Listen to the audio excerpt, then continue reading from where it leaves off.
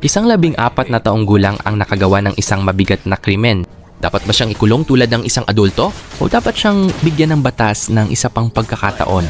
Sa Pilipinas, may isang batas na matagal ng sentro ng mainit na debate, ang Republic Act numero 344 o Juvenile Justice and Welfare Act. Ipinatupad ito noong 2006 at kalaunan ay pinalakas sa pamamagitan ng Republic Act numero 10,630.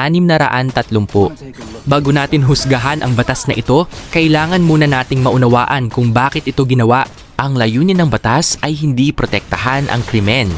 Ang layunin nito ay protektahan ang kinabukasan ng isang bata habang pinananagot pa rin siya sa kanyang ginawa.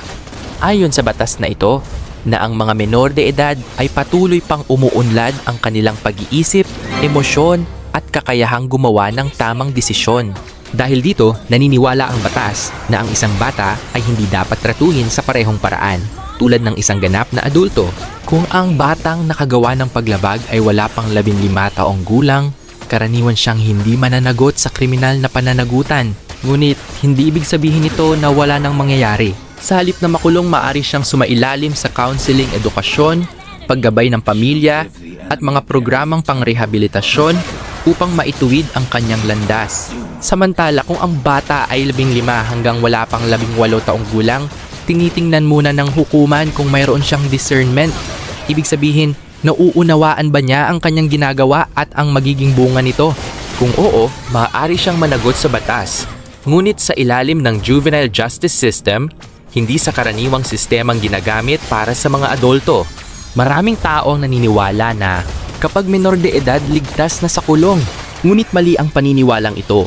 Ang totoo, maaari pa ring sumailalim ang bata sa legal na proseso, mga utos ng hukuman, pangangasiwa, at rehabilitasyon. Ang kaibahan lamang ay ang layunin ng sistema ay ituwid ang bata, hindi lamang parusahan.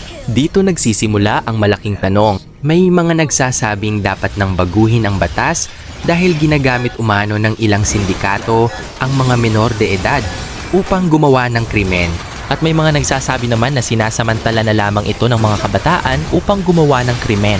Sa kabilang banda, may mga eksperto namang naniniwalang mas epektibo ang rehabilitasyon kaysa sa purong pagpaparusa, lalo na kung ang nagkasala ay bata pa at may pagkakataon pang magbago. Kaya hanggang ngayon, patuloy ang debate. Ang tunay na tanong ay hindi lang dapat ba nating parusahan ang mga batang nagkasala.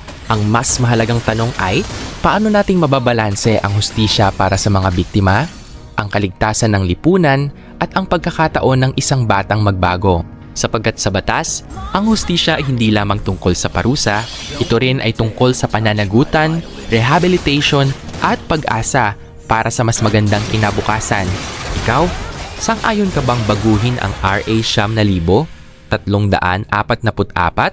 Kung nakatulong ang paliwanag na ito, i-like, i-share at i-follow.